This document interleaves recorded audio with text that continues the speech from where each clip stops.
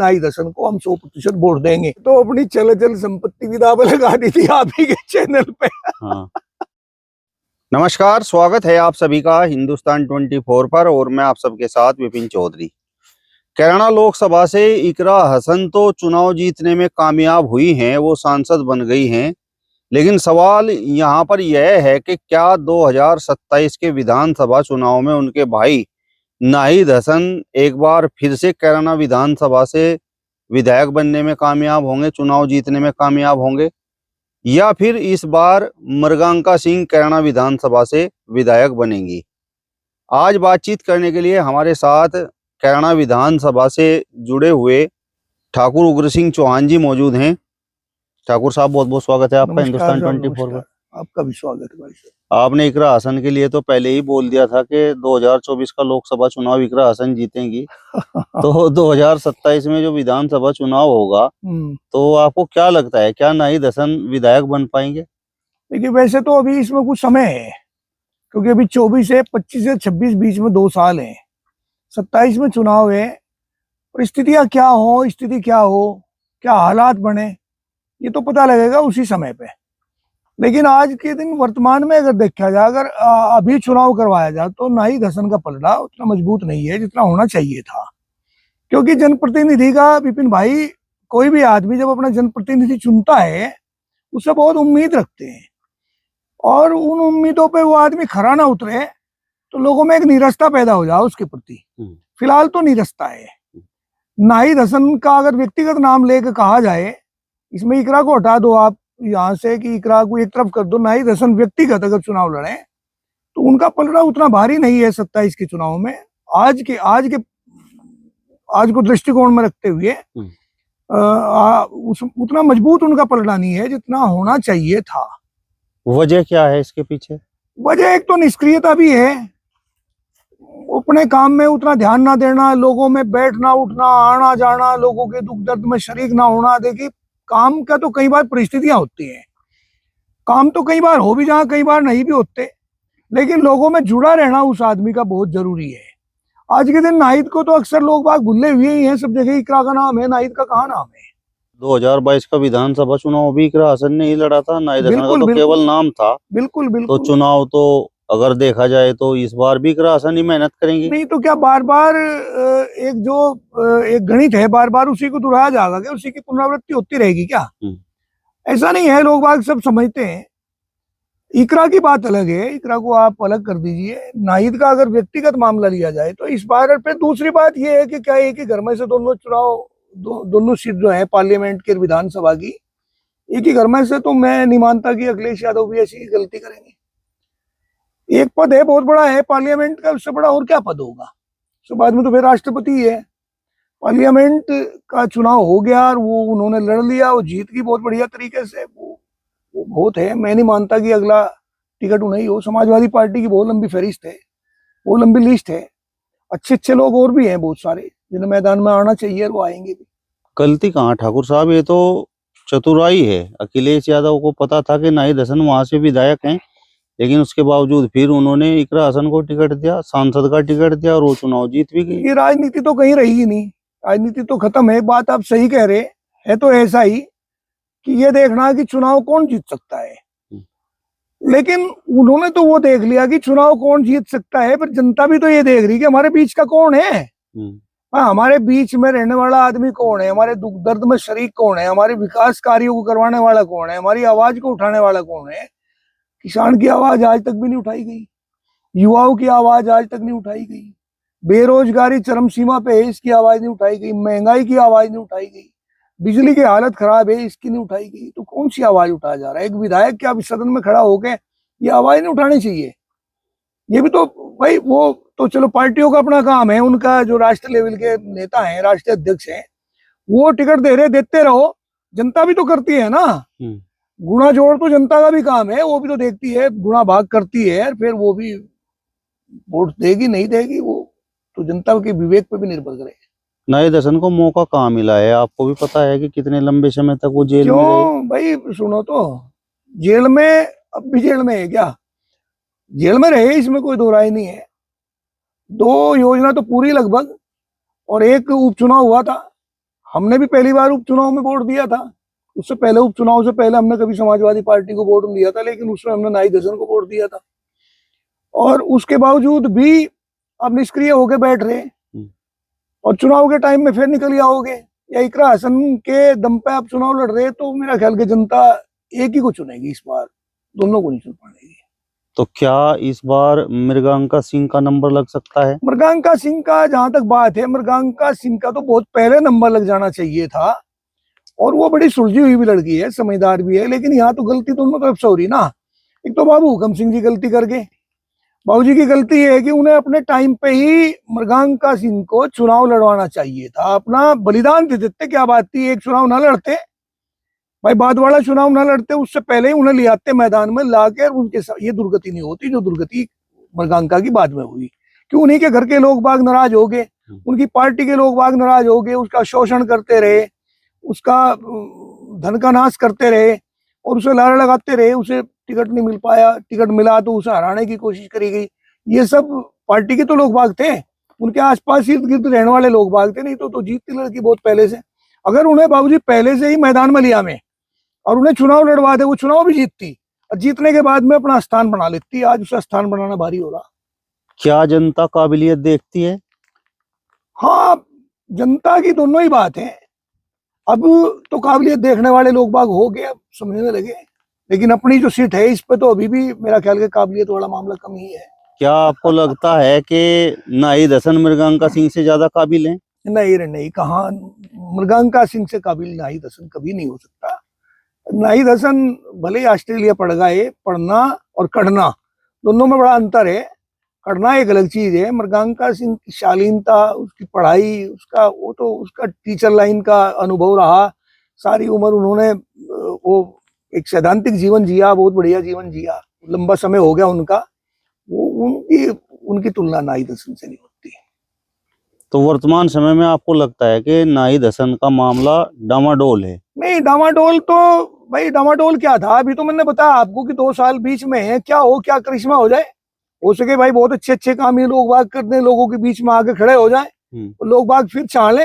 लेकिन अब जो वर्तमान का समय चल रहा, अगर कल चुनाव हो जाए या अगले महीने में चुनाव हो जाए, 2 महीने में चुनाव हो जाए, तो इसमें इनका अपना करा हुआ उतना बैंक बैलेंस नहीं है, उतना काम इनका नहीं है कि जिस काम के बारे में कहा जा सकता है कि नाहिद हसन को हम 100% वोट देंगे। लोग बाग नाराज है, निष्क्रिय है उस नाम से। इकरा हसन भी तो अब सांसद हैं। इकरा हसन सांसद है, ठीक है, बढ़िया लड़की है, बोलती है, पढ़ी लिखी है, माइंडेड है, दिमाग भी है, सोच भी है, उतनी बात उसके पास है। लेकिन काम तो अभी इकरा हसन के भी कोई बहुत रचनात्मक नहीं हुए। कई महीने हो गए चुनाव हुए को, लेकिन पहले तो ये भी था कि भाई फंड नहीं आया, फंड भी आ गया। उसके बाद में अगर इकरा हसन भी ऐसे ही देखो चेहरा बनी रही पार्टी का, भाई वो स्टार प्रचारक ही बनती रही, तो क्षेत्र के लोगों का तो काम अधूरे ही रहेंगे।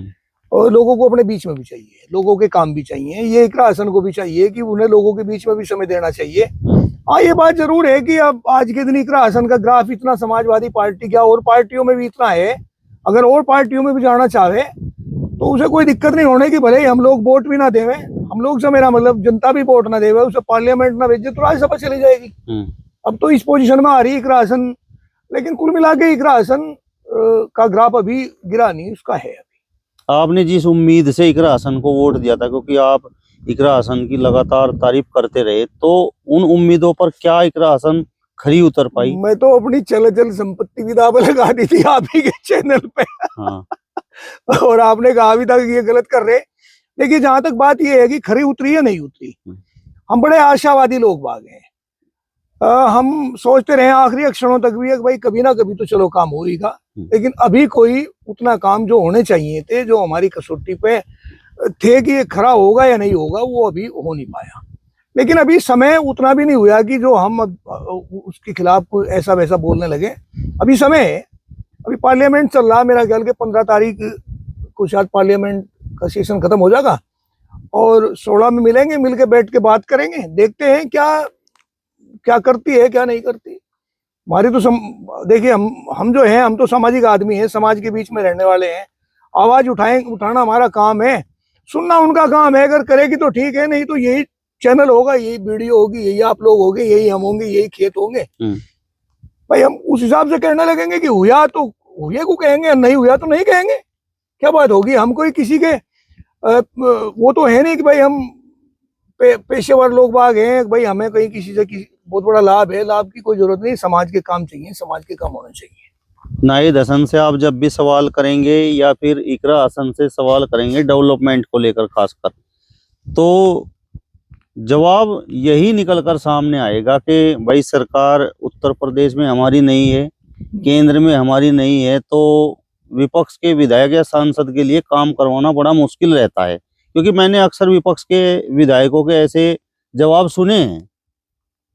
ये बात सही भी है कि विपक्ष में जब आदमी हो है तो सत्ता पक्ष वाली लोगों के मुकाबले उसके पास कुछ कम उम्मीदें हों, कम काम करवा सके, लेकिन फिर भी उसके पास निधियां तो है।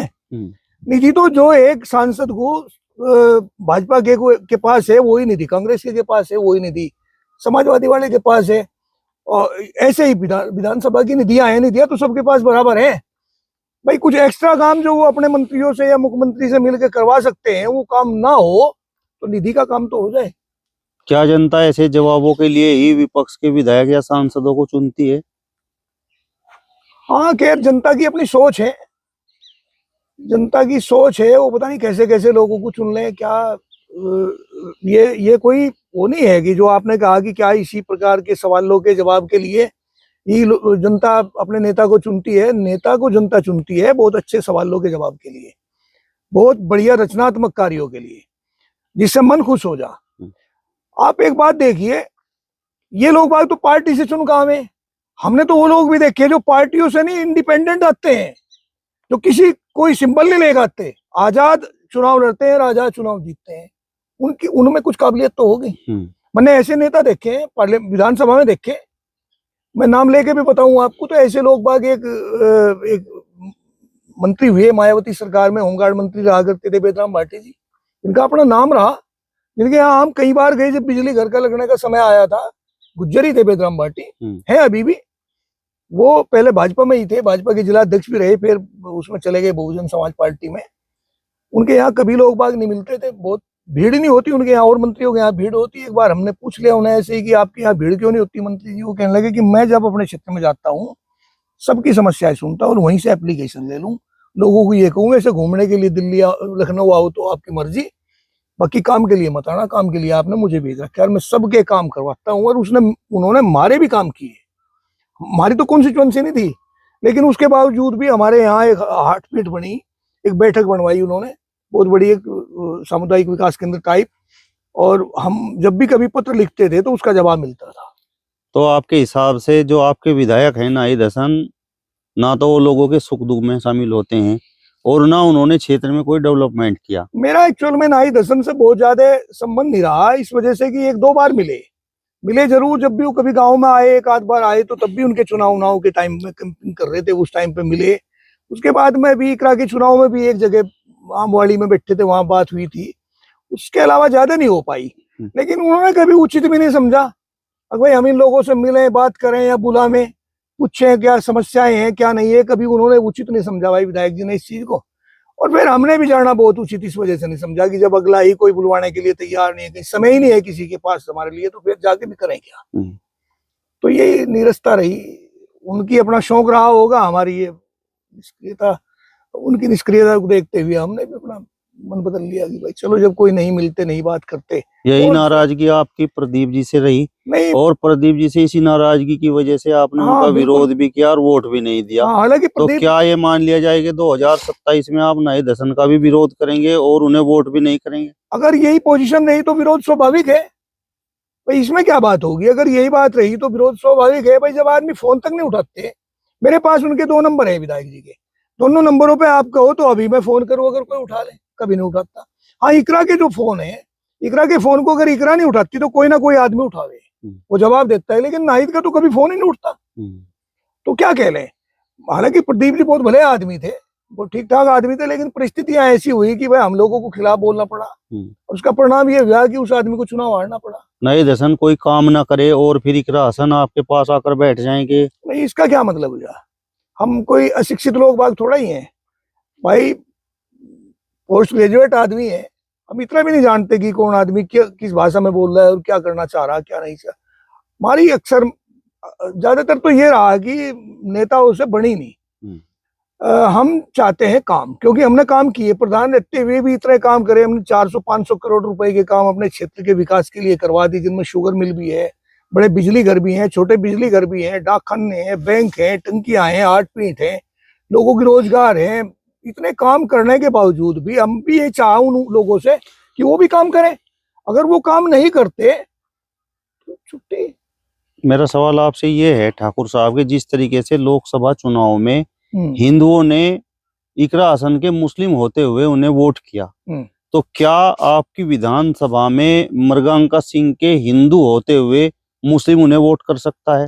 हाँ नहीं, देखिए मैं यहाँ आपकी बात जो है ना, इससे मैं सहमत हूँ कि कर सकता है।